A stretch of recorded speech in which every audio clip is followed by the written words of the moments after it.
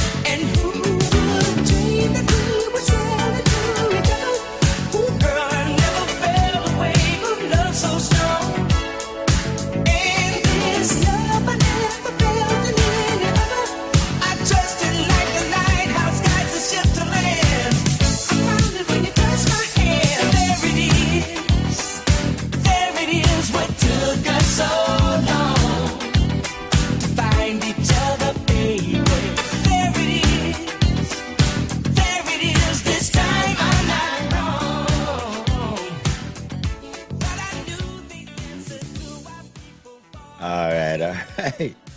And so we wanted to say congratulations to Howard Hewitt for another birthday celebration. What's up, Greg? What's up, Wardell? I don't feel good. No, I know you. I'm hanging in there. Man, jeez, it's just coming down. It's coming down, Greg. Woo. So you look good. You don't sound great. I look good, but I don't sound great. No, you sound like you got a cold. Yeah. So anyway, so Howard Hewitt. Back in the day when we were so young, and we were so young, and I remember a time when Howard was in a lot of trouble with the police. Oh. and poor Howard, he was this upcoming star that was getting caught up in stuff that stars get caught up in. And so, and it happens all the time. You look at the news, you see it all the time. Stars are in court because of this and because of that and because of this.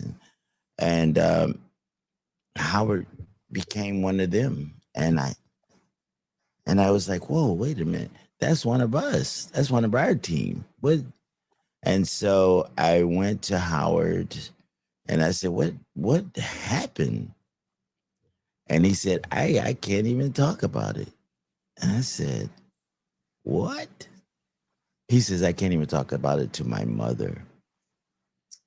Wow. So his mom flew into town from Ohio. She flew into Dayton. I mean, into L.A. and we we prayed day and night for this option. Whatever is happening with Howard, they're trying to get him out of it. Just get him out of it because this is down in Florida. And so this was his girlfriend that he was seeing at the time, and they were going to get married. She was carrying drugs in the car that they were Wow. driving, and he was in the car with her. So she had to tell the police that he had nothing to do with this. Her father was a big drug king. Wow. So the only way he could get out of it if she told that to the court. And so Howard had to make sure she knew that she needed to tell that. And we were praying and praying, Lord, please, because he's looking at a lot of time. And thank God she said, yeah, he had nothing to do with this. And that was the way that he got off. What happened to her? I think she got 20 years.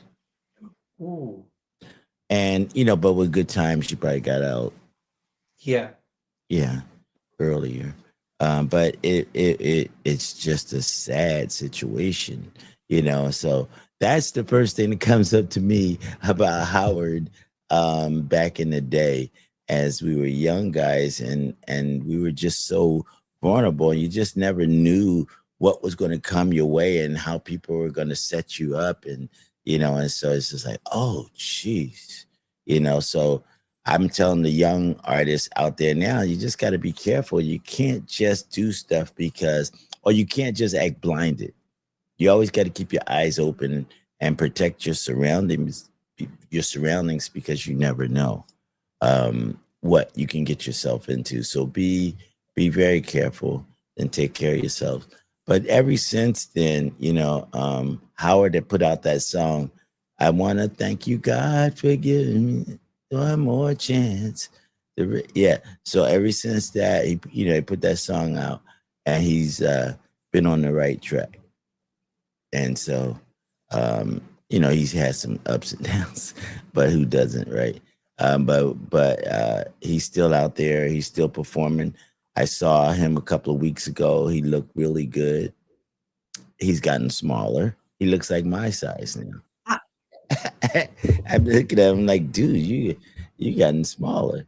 And so, but he's good. He was at the Jeffrey's birthday party that was Soul Train had for him. And so the girls from Soul Train was there, and Clarissa, my friend Clarissa, beautiful girl, invited me and said, I want you to come. I need you to be there and just be strong. And, because there's a lot of controversy going on, right? Some people put out bad things about you. So you got to go always. It's no matter how decent of a person you are, there's people that go after your decency, right? They don't like the fact that you're decent. They don't like the fact that you will call them out and say, no, you're wrong. I'm not doing that. I don't work for free for anybody. And so and so then because of that, they start calling out your decency. And so I had to be careful. And then but Clarissa was like, just come. You need to come and have a good time. So I did go, and I did have a great time. And all the people that I thought were my enemies were like, hey, Wardell. I'm like, whoa, wait a minute. And so it ended up being a really good thing that I went, because I wasn't sure about going because I didn't want to be in that hostile environment. But I decided I'm going to go, and I'm going to go early. And so it started like around 4 o'clock or something like that. But people really wasn't getting there until 6. Like the stars, the main star. So I went there at 3:30. I was really early. And So unsociable. huh? You're so unsociable. And I wanted to make sure everything was right. I would make sure that that location was good, and I got a good parking spot. And I walked inside, and I was like, "What is this place?" It was huge. It was beautiful, and whoever put that together, whoa, that was beautiful. And so I ended up having a really good time, and met a lot of stars there, and people came out to celebrate Jeffrey's birthday. Jeffrey was off the chain, of course, a little crazy, a little wild, and you saw the video. I've seen some of the Yeah. videos posted. Yeah, yeah. So, but that's what's been happening with me and Solar Records.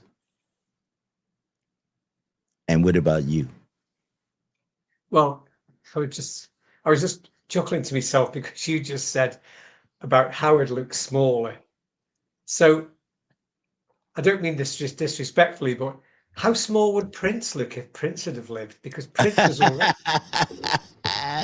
Well, Prince is really We tiny. are all getting smaller, but Yeah. Prince was so small anyway. He was so tiny. He wore boots all the time. He did. He did. Yeah. for sure. So yeah. So, but that's Anyway, yeah, that's I have another. a question. What's that? Go on. I have a Oh, question for you go ahead. to get the show going. Okay. So I don't think anybody's put this question to you before. I've Uh-oh. not heard you talk about this Oh before. It's a good boy. one. No, it's a good one. So anyway, so let's go back to 1979. So you got on this coach with your drum kit, went all the way over to California to audition for Leon. And the Solar label was still quite fresh at the time. But of course, we're talking 1979. And I think the date was July the 12th, which they call the night that disco died. Do you remember what happened? Some controversial DJ got a dumpster of disco records and set fire to them at was it a football game or a basketball game or something like that, and it caused absolute chaos and outrage. And at the time, Nile Rodgers, who of course was in the thick of the disco era, described that night as what did he say? He said it was like a Nazi book burning, which is strong words. So my question for you is, when you got to California to audition for Leon and Solar and Dynasty in 1979, and disco was basically officially dead and went out with a bit of a bang, literally, did anybody ever talk to you and the guys about what was Leon and Dick's vision for where the sound was going, knowing that disco with somebody at the front like Nile Rodgers, if disco had died so much, where could they have taken the music? Did anybody ever talk about that? We were being driven by the spirit of Leon Silvers. Yes. So we, as the sound of Solar, the musicians, all of us musicians, we were surrounded by Leon's wisdom as to what we were doing and how we were going to do it. And so with that being said, that's what we did. And that's how Second Time Around came out by Shalimar. We just did what Leon put in front of us and played it in the studio. And then the next song was And the Beat Goes On by the Whispers, which wasn't supposed to be for the Whispers. It was supposed to be for Dana Myers, Vernon Woods, and Mark Philpott. And so, but Leon ended up giving in to Dick's wish, which was he begged Leon for that song for the Whispers. And that's how they got that song. So it's a great question, but the great answer is the truth. And the truth is we had no say. All we were doing was following the leader. And we did our parts. Well, with disco officially dying in 1979, the way that it died, I mean, credit to Leon for his vision for where he wanted to take the music. Because 1979 was the year that disco literally died. And the very, very early Solar, well, some of the very, very early Solar songs would actually fit into the disco category, but when you listen to the quick evolution of the Solar sound, I noticed that it changed very quickly. So the next part of my question to you is, what defines the Solar sound? What is it? What defined it? What separated Solar sound from disco? Because it was a separate sound. It was a separate sound. Oh yeah. Yeah, that's a good question. So we started off, honestly, we kind of pivot. It was pivoted from the disco into the sound of Los Angeles Records. We went from it being disco to classic R&B. And the reason and the way we got there is that we developed as we were going. Because Leon didn't realize what he had in us, because we didn't know. It was a challenge, and Leon put us up to the challenge, and we all started developing ourselves as well as Leon developing us. And so we started creating this sound and this movement, and it was so good that we kept doing it. But we also rehearsed together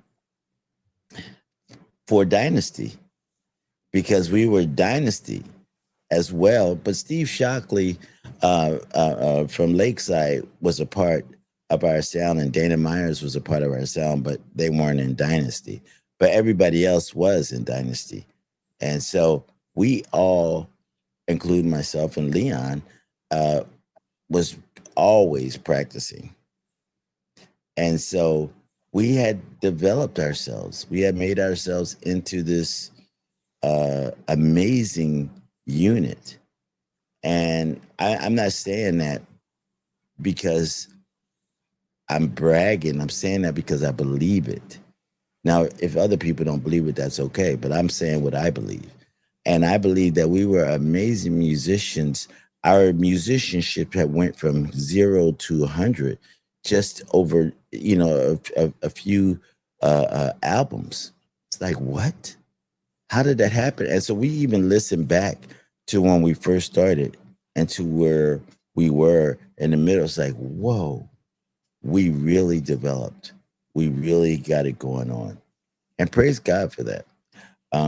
But I hope I could answer that question. I just think our musicianship went from 0 to 100, and that's it.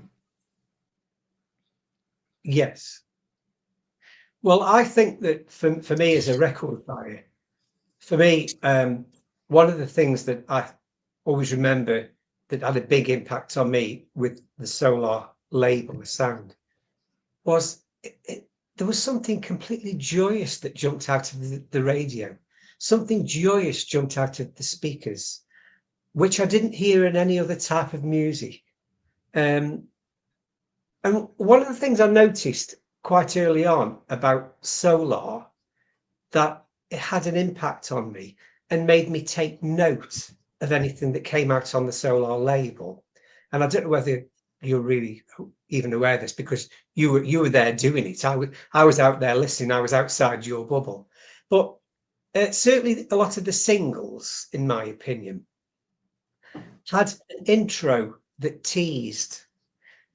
Unlike a lot of Motown stuff, which the song just kicks in straight away, I noticed with Solar that a lot of the singles that I heard on the radio had a very teasing intro where the song wasn't really starting. I'll give you a really good example. Was one of my all-time favorites, as you know, is if you think about the intro to I Can Make It Better, which is one of my favorites.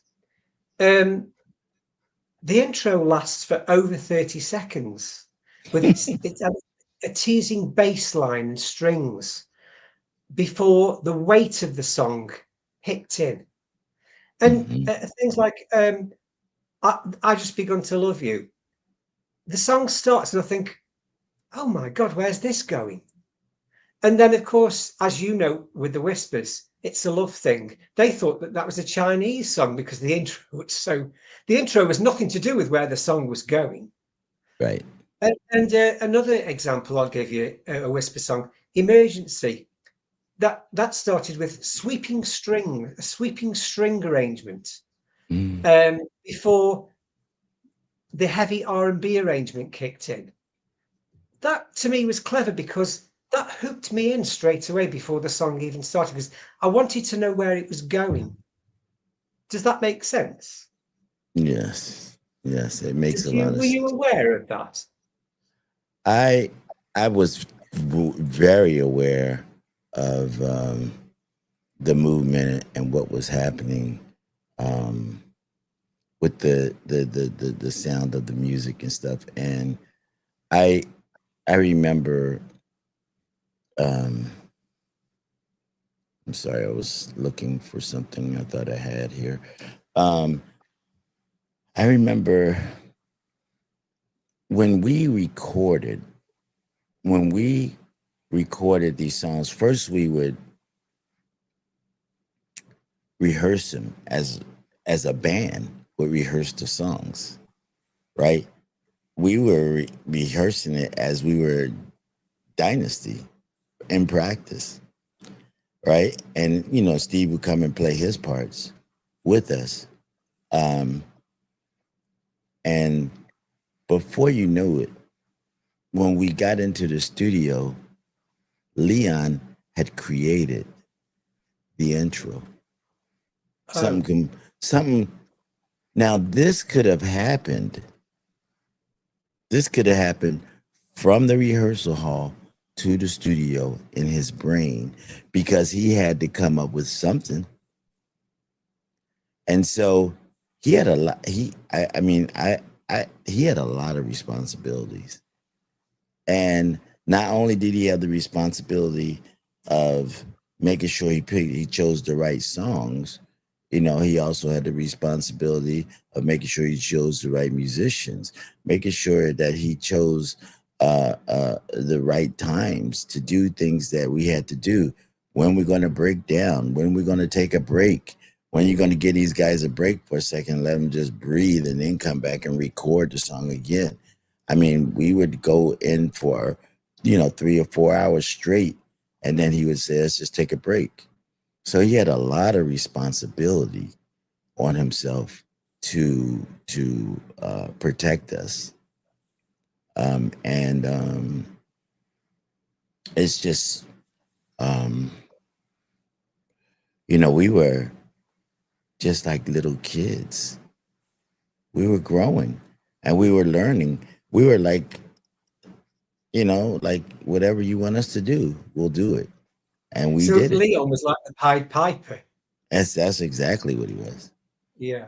And so I don't want to take away the credit from all the other musicians. I think that No, no, I, we know I that. I want I would say this, that the guys did a great job doing their parts. Because what happened is that we all brought to the table, we started being more comfortable and started adding different things. So we would get the basic idea of what Leon was looking for, but we would just play what we wanted to play. We would play it in our own way. Like, this is it. Okay, great. And then we would play it in our own way. And that was wonderful. That was great. And we were really blessed because of it. But, but, and so was the industry, because we all were like bringing, and we didn't bring too much stuff at a time. We would slip in some stuff periodically and keep slipping in. And then we look at each other like, you like that? Yeah, I love it. And so we really appreciated, like, we could tell when we were doing something different. We all could tell, like, oh man, that is good, And Steve Shockley would play some extra stuff. We all play, and then we'll try to play something to go with that. It's like, oh damn, it's like cool. So Leon had to always be on record, because no Yeah. telling what was going to happen when we were in that studio. No telling what was going to happen. And so we were practicing, but he would be in record, just the way it is. And he'd play it back and listen. And he'd tell us to come in and listen, and we listen, and then we go back in, and we perfected it. So would you describe creating a song and recording a song? Could you describe it in the same in a similar context to, as we all know, when they shoot a film, the film isn't shot in sequence. They could actually on day one shoot the ending. Then on day 7 or 17, they could shoot the beginning. Then on day 10, they could shoot the middle sequence. So when you said earlier on that Leon would all of a sudden come up with an intro, so were many of the songs like, did anybody ever have a song which say that you just got the chorus and you knew that how the chorus should sound? Did you ever just go in and just lay the chorus down and leave the rest until later? No. You didn't. Right. No, we played the whole song down. And as we went through it, and as Leon went through it and broke it down, when he went inside and hit the mute buttons and muted this, he started hearing different things that could happen. And so you could break it down in the studio. The musicians didn't have to do that. So initially, he always wants to make sure the drum part is right first. So he focused on me. I was the main focus in the very beginning. Get the drums right, and then I can build on top of that. But it's the foundation of the groove has got to be right. So that was my responsibility. I was like feeling the pressure all the time, because everybody knew that I needed to get my part done right first before we could move on. And in the meantime, guess what? They're playing the song and with me until my part is right. Once my part was right, then we start with Leon's, the bass, and I would punch Leon in. I would go, okay, one more time, and because he was doing it with the engineer, but the engineer couldn't understand Leon's lingo, and so I said, I got it, I'll do it, and then so I start punching him in, and we got his bass parts down, and then after that, we the keyboard parts, put the keyboard, make sure the guitar or the keyboard, make sure we get those down. And then after that, the ad lib stuff that Ricky Freeze used to do with the Arp Quadra, playing all that all that busy stuff. So, and then we'll build all that all the way up. And then after that, he would have the background singers come in. And that would be the group, and they come in and they do their parts. And then the lead would come in and do their parts. Now the lead would do it like in the or Leon or have somebody would sing like a rough part so that they could hear what the lead is doing, so they'll know when the backgrounds would know when they come in. And a dummy lead is what we called it, and they would do like the dummy lead, and then somebody would come in and do the lead depending on who the artist was that we were working with at the time. Then they will come in and do their lead vocal after, you know, you got the backgrounds and everything done. And then after that, after they do their lead vocal, then the orchestra would come in. And we're talking a real orchestra. I mean, the room was full of, it's like, good gracious, this is great. So that's the difference right there with our music now. We don't have that anymore. No. And it's so sad because that really was a creative force in itself. By itself. The guy that was controlling the sounds and, you know, the what do you call him? But anyway, he really came up with great parts. And it's like, dude, how did you? I mean, some of those parts sound like they could be the lead in the song.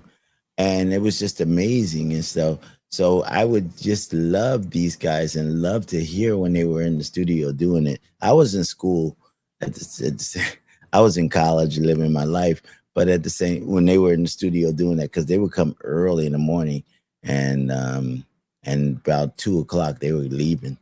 They were done. Like, what? We're just getting started at 2:00. So, but anyway, that's about it. So let me ask you a silly question, but you know me with questions. Yeah. So a song like Emergency, The Whispers, Emergency. So once again, the way when I listen to that song with my crazy imagination, that sweeping string arrangements that starts the song, it sounds like Dorothy's house in The Wizard of Oz that's going through the storm, and that's it. And then all of a sudden this heavy R&B arrangements just kicks in, and it's like the string arrangements is like it's nothing to do with where the song's going. It's just this incredible arrangement that makes you say, whoa, what's this? So with a song like Emergency, which is a classic R&B track, I don't understand how would an intro come about like that, because they're actually two very different songs in a way. The intro of Emergency is very different to when it kicks in. Yes. Does it make sense? Yes. So let me play a bit and let everybody else hear it, and then we'll come back. Great.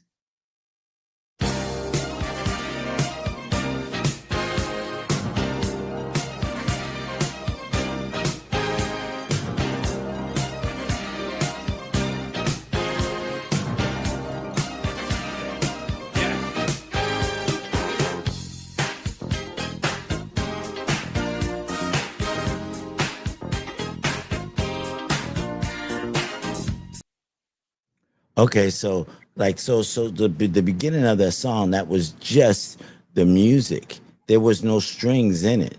And so we were doing that part in the beginning. And that we were just doing that stuff. There was no strings and stuff. Okay. But then they added the strings, and the strings did their own solo parts. Yeah. It's strings in here. Right. And they doubled it, right? And then it came in pop, doom. Yeah. Right into the chorus. So, you know, like we would always do something like in the beginning of a song, it was a creation of its own. Like we would feel the intros of a lot of these songs. Right, we would just kind of feel it. We would get ideas and stuff, and Leon would go, "Hold, wait, let's do that right there. Do that, do this," and then we would do that, and then that would be the beginning of the song. There's a song called by Dynasty, and it was just a drum beat in the beginning, and we never did that before. And I was like, what the heck? And so, but I did that, and Leon says, "Let's get that. Give me the drum beat, and then we'll come in after that." I was like, "All right."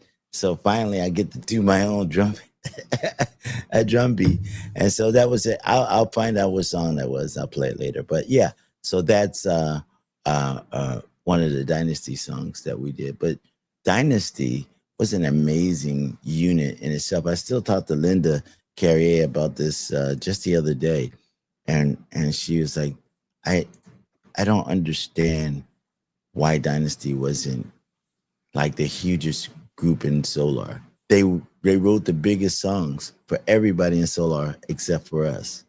How is that possible? And we know the truth now, but then we didn't know the truth. And so but we were distracted. Dynasty was so distracted because we had to write the songs for everybody else that we couldn't focus on Dynasty. We didn't focus on Dynasty. Not that we couldn't, we just didn't. And that was the sad reality. Anyway, I hope But it doesn't detract from your legacy. What's that? It doesn't. That doesn't detract from your legacy, because I hope not. you did everything. Somebody posted, funny enough, on Facebook on a thread the other day, and someone said, "Who is your?" They were asking people, "Who is your favorite Solar group?" So people were saying the Whispers, Shalimar, and I put Dynasty because they were the group. They were the only group. So there's only one answer. That's only one answer. So that's really, I know, but see, a lot of people don't know that, and so it's almost like you got the inside scoop when you answered. It's like, oh, I know the truth of that. We were the group, and so we played for everybody in the studio. We put their records out. We did everything. Now, not for Lakeside, because Lakeside had their own band. Not for Midnight Star, because Midnight Star had their own band. Not for The Deal, because Babyface produced and LA produced them. So they took care of that stuff, but everybody else we did. And so it was Carrie Lucas. That's Dynasty. Yes. We did that, and we did some of the stuff for Climax as well. But then they started my girl started getting her parts right, and the drummer, and and I gotta say, that it's a hard gig trying to play drums for Leon Silvers. I've done that but for somebody else to just step in and want to sit in my stool, that's hard to do, because Leon is expecting a certain pocket. There's and everything has to have pocket. In other words, your snare has to hit right at the same spot, your kick has to hit it at the right spot, and your hi-hat has to hit at the right spot. They all have to be consistent. And Leon can hear that when they're not. When they're not, he can hear it, because he's been ever since a kid. He has no control over hearing or not hearing it. He was born that way. He was, in other words, he was raised that way. That's what I mean. He was raised in the music, so he learned it as a child. You can't get rid of that it's just in his, he is that. He is that. Do you think that your training in jazz really was a big part to set you up into realizing what Leon wanted?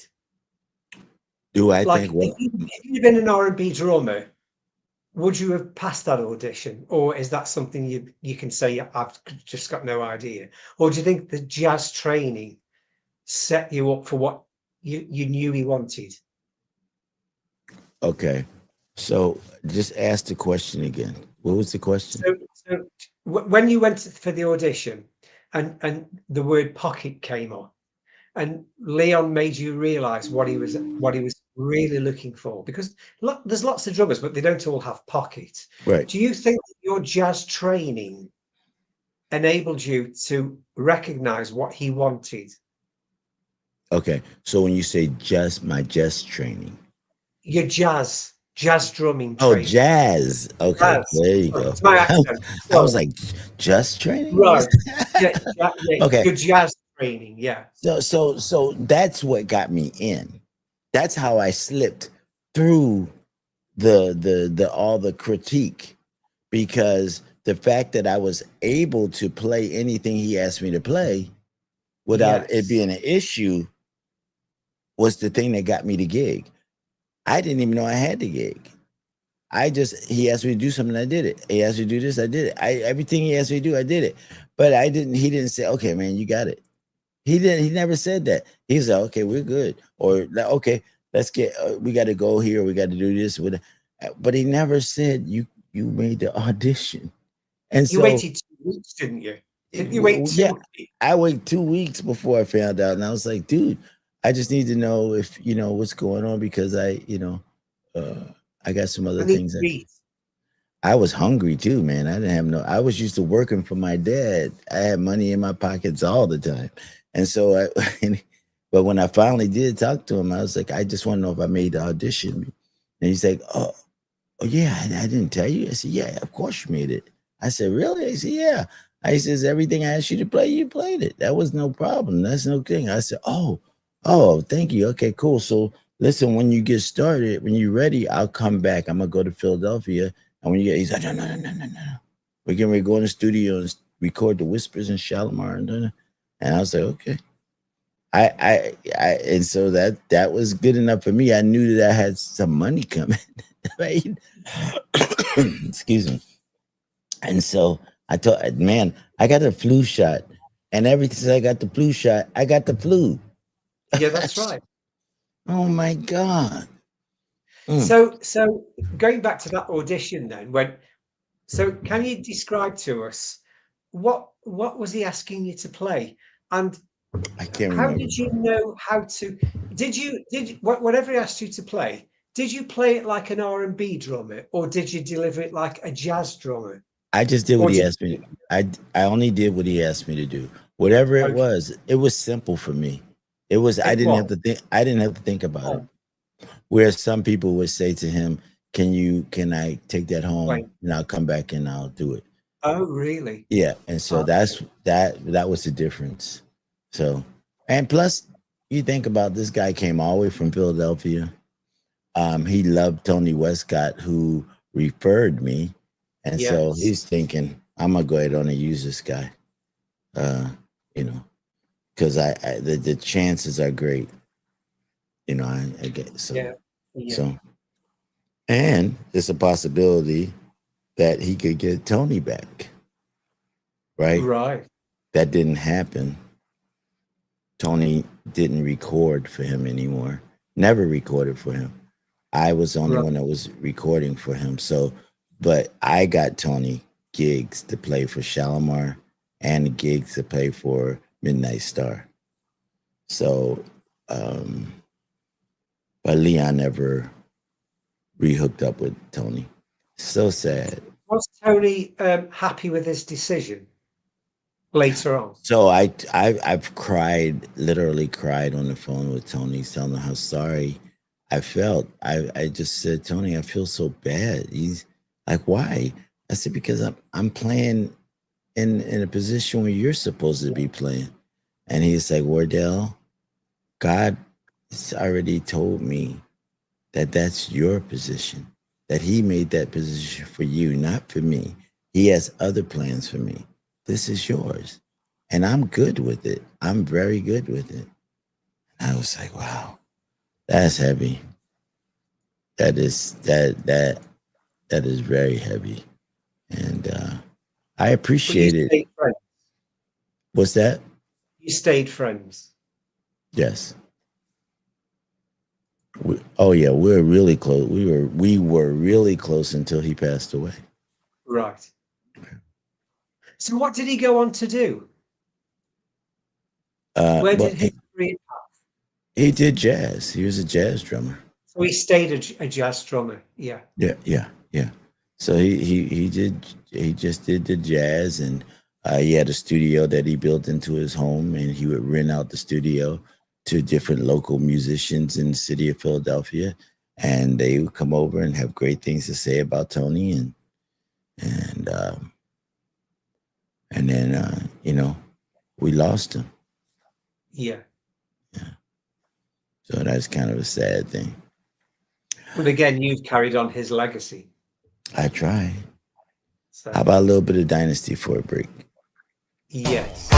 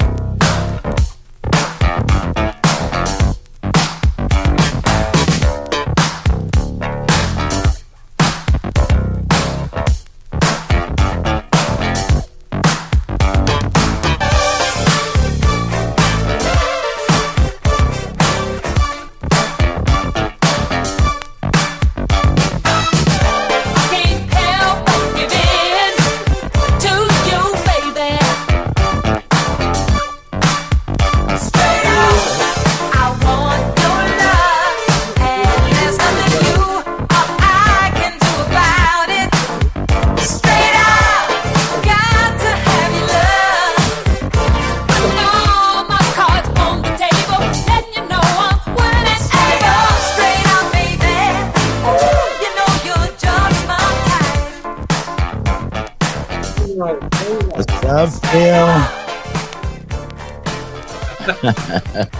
He just tried to muscle in. Yeah, it's That's- Gayla just did. 5 minutes in Spain. Yeah, he had to. That's crazy. Oh man.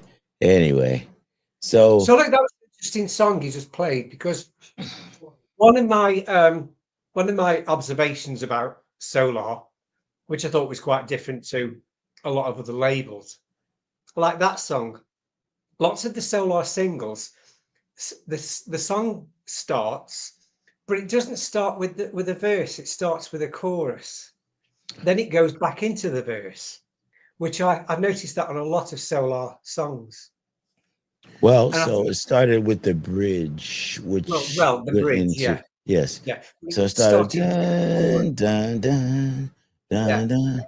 Yeah, so it starts with the bridge and then it comes Verse. into the chorus. So but that's just the way we did it. And we were good at doing that. We use a lot of songs. We would take the bridge and start off the song with. Yeah, uh, yeah. yes, yes, That was clever. yes, yes. And then you've got the song Stroking, which I always think the start to Stroking, it starts very tense before Mhm. launching into a funky beat. Yes, And yes. a Groove Control had a funky start with a great bass line. And Here I Am started off with horns, and then the song just bursts in with Kevin's vocal. Things like that to me are clever. Maybe it's because I've got a bit of a musical background too. Yeah, there you Um, go. yeah. Well, so I mean, the basic truth of the matter is what you're sharing, and you're basically just telling people, you know, what people may not know. They just remember something happened, and so you're breaking it down in a way that they can remember and or Yeah. that they can understand it, or they can maybe use that expression for themselves later. So good job, good job. So I've got another question. Go ahead. Sorry. So Lamar Webster, who was the guest the other night, has posted something on his page today, which I didn't know, and he posted "Love Me Like This" by Real to Real, Oh which, yeah. as far as I knew, came out on the Arista label, but Real to Real was signed to Solar, and apparently Lamar was saying that they recorded an album which was shelved. But when "Love Me Like This" came out on Arista, they apparently kept his bass line intact. So, what do you think happened there? Mm. You could get Lamar back on to speak about it because he only posted it today. So I don't know what they do, but what part didn't wasn't there? The bass, No, Lamar said he said that Real to Real were originally signed to Solar, and right? they made "Love Me Like This" was made at Solar as a demo. But I think it went on to be released by Arista Records. But Lamar says that they kept his bass line intact. Hmm. So I'd like to know what happened with that. Maybe you could ask Lamar. Well, I mean, they did go be they were signed. That was their first. That was the first deal that they had Mm, at at Arista Records, from what I knew. yes. So, But it seems that when Lamar posted that today and made a comment about it was recorded at Solar, I think he said, well, but probably, yeah, but his bass line that the song went to Arista, the group went to Arista, but apparently Lamar said that they kept his bass line intact and didn't yes, change much. that's good. Yeah, of course. Yes, I didn't know Lamar was the one playing bass on that song. Yeah, he posted it today on his page. Oh, I'll I ask. stalk everybody. I didn't know he played bass on it. I didn't even know he No, knew. I didn't know until today. I was I didn't. surprised. I didn't know he even knew Real to Real. So Yeah, that's good information. yeah. I stalk everybody. You do. Yeah, I, painting. I like the information. Yes, sir. But then So, you've got other things that Solar did, like Fantastic Voyage, Lakeside, with its rap intro. That was unusual at the time because Solar wasn't a rap label. Then you've got Climax meeting in the ladies' room with its spoken intro, which actually, when that opened the song, that went on for like 40 seconds mhm, before the song kicked in. yeah. So that was Solar in unfamiliar ground, In development. and yeah, of course, an evolution. Yes. So it was growing. The company was growing with the sound. And so, rap had started its way. And so they're like, okay, let's add that in. Let's add it Yeah, in. And so that's what they did with the Lakeside and and Climax. And I'm not sure who else, but I'm quite sure. I know Midnight Star had did the Talkbox thing. oh, absolutely. Yeah. So That was groundbreaking. yeah. Dynasty didn't do any of that. Dynasty didn't do anything like that. Well, Dynasty didn't need to. Yeah, we stayed in our lane. Yeah. We You stayed left in something for other people to do. yes, absolutely. So But but again, like the intro to "Keep on Loving Me." Wow, that intro is a big teaser. When that bass starts, you think, "Where's this going?" And then again, it just kicks in. right. It's some of the intros to a lot of the Solar songs. To me, to hear them on the radio, it made me turn to look at the radio to wonder what was going to happen. Oh wow. That's that. I mean, I think that we always wanted to know how you guys would excuse me, Bless you. how you guys would react um to that, the beginning of our songs. We Oh, always do something dramatic. it And was almost dramatic. Yeah, so to hear you say that is a blessing. It's a it made it. blessing from a long Made time ago. I remember we were wondering if Yes. people were able to hear and You should have phoned me. I could have told you. yes, sir. So thank you, Greg, for You're welcome. coming on. I gotta see, boy, this sneezing thing is killing me. But I enjoyed celebrating Howard's birthday. Howard, Yes. have a wonderful tour wherever you are and whatever you're doing in Africa. Enjoy yourself. Be safe. And oh, excuse me, Jody and Jeffrey, enjoy yourself. And I guess we will get back tomorrow. Be back tomorrow. And thank y'all for tuning in today. Thanks to all the listeners. We love you guys, and we appreciate you guys very much. And thank y'all. And Greg, you're just a blessing. And thank you so much for always being here for Solar. I see some of your posts, and sometimes I go, "Wow, this It's guy! my I don't even know what I would do without you." So you're a real thank blessing. well, You. thank you for literally blessing my entire life. Harold. There's not a day that goes by that something that you played on or written isn't going through my head. Not a single day. Oh, that's beautiful, man. Thank you for for listening to our music and loving it. Oh, I don't stop. We do appreciate it. And to all the listeners, God bless all you guys. Y'all take care of yourselves. And we'll see you tomorrow at the same time at 3 2 p.m. o'clock. Yeah, 3 p.m. Oh yeah. No, 2 p.m. 2 p.m. Yes. It's 3 p.m. Eastern Standard Time. I'm just gonna leave it all there instead of doing it early. Yeah, that's the yeah. All right, guys. God bless you. Take care, Greg. Bye. We'll see you. Okay. Take care of yourself.